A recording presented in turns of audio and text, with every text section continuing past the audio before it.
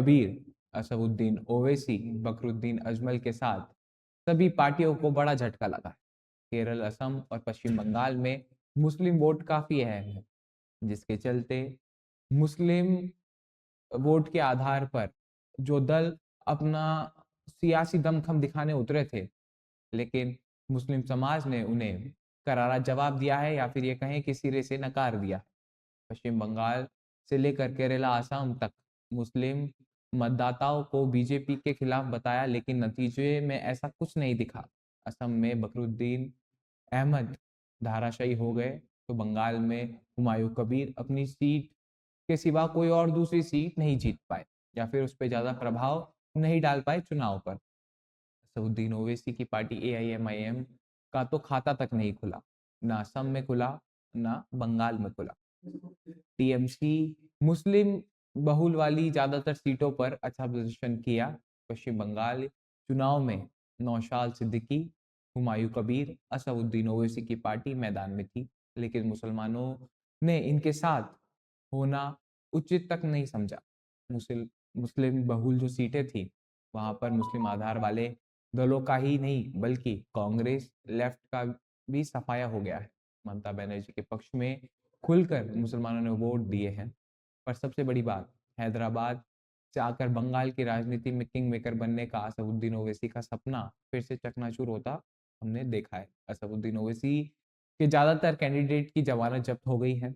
असम में एआईयूडीएफ के प्रमुख बकरुद्दीन अजमल के लिए यह चुनाव अपने करियर का सबसे बुरा दौर साबित होता नजर आ रहा है। मुख्यमंत्री जो असम के हैं, हेमंत बिस्वा शर्मा, ने जिस तरह मियाँ राजनीति पर हमला बोला और परिसीमन के जरिए चुनावी गणित बदला, उससे अजमल के गढ़ को हिलाकर रख दिया।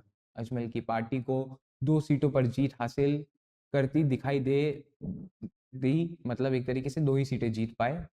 मुस्लिम मतदाताओं ने ये महसूस किया कि इस बार बंगाल में बीजेपी की जीत कहीं ना कहीं सुनिश्चित हो जाती है, तो इसलिए टीएमसी को वोट देने की बजाय एक तरीके से बीजेपी के पक्ष में परिणाम आए हैं। बता दें कि जिस प्रकार से 5 राज्यों में चुनाव हुए हैं, 3 में एनडीए और बीजेपी ने बहुमत प्राप्त कर सरकार बनाई है। वहीं बात करें केरलम और तमिलनाडु की, तो केरलम में तो सबको चौंका दिया विजय थालापति की पार्टी ने। एक तरीके से जो टीवी के है, वो पार्टी एक तरीके से पूरी बहुमत के साथ आई है, और जो विजय की आंधी है वो तमिलनाडु में डीएमके और एआईएमडीएमके को उड़ा ले गई है। बात कर केरलम की, तो 10 साल बाद लेफ्ट की सरकार गई है और कांग्रेस का जो गठबंधन है यूडीएफ, उसने सरकार बनाई है।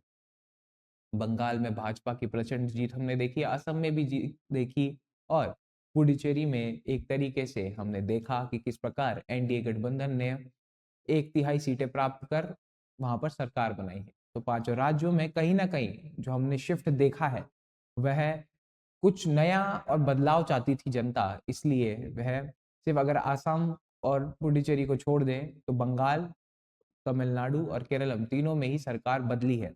और ये बताता है कि शायद एंटी इनकम्पेंसी एक बहुत बड़ा फैक्टर हो सकता है। साथ ही साथ वहाँ की जनता जो पहले की मौजूदा सरकारें थी, उनसे परेशान थी, और शायद यही नतीजा है कि उन्होंने अब की बार सरकार बदली है और नई सरकार को मौका दिया है।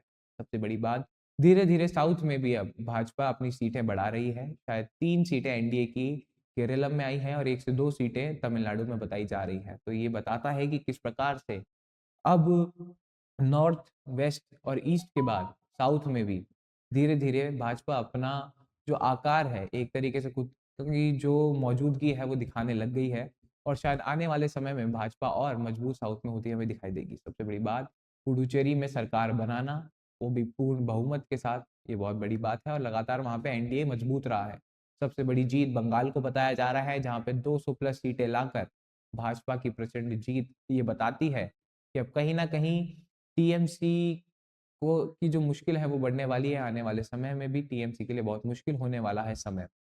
खैर, थलापति किस प्रकार सरकार चला पाते हैं, क्योंकि अभी भी शायद 8 से 10 सीटें चाहिए उन्हें बहुमत के लिए, क्योंकि टीवी के शायद 107 या 108 सीटें जीत कर आई है। और जहां तक खबरें हैं, तो कांग्रेस के साथ गठबंधन में शायद थलपति विजय जो हैं या फिर विजय जोसेफ हम कहें, वो सरकार बनाते दिखाई देंगे। पर सबसे बड़ी बात, वहाँ पर डीएमके को बहुत बड़ा नुकसान हुआ है। जो सिटिंग सीएम थे, एम के स्टालिन, उन्हें अपनी सीट गँवानी पड़ी। तो ये कुछ नतीजे थे चुनाव के पाँचों राज्यों के। अब आने वाले राज्यों में चुनाव किस प्रकार से होता है? क्या वहाँ पे भी जो मौजूदा पार्टियाँ हैं, वो एंटी इनकम्बेंसी का शिकार होती हैं? या फिर कुछ एक राज्य जहाँ पर लंबे समय से पार्टियाँ राज करती आ रही है, वही सरकार आगे बनाती है, ये तो आने वाला समय ही बताएगा। पर इन 5 राज्यों ने बता दिया है कि आने वाले समय में भाजपा बड़ी मजबूती के साथ आगे बढ़ेगी और साथ ही साथ अब साउथ को नई पावर मिलने वाली है। खैर, इस विषय में आप क्या मानते हैं? आपके क्या विचार हैं? हमें ज़रूर बताएँ। ऐसी और खबरों के लिए, ऐसी और जानकारियों के लिए बने रहें हमारे साथ। तब तक के लिए धन्यवाद।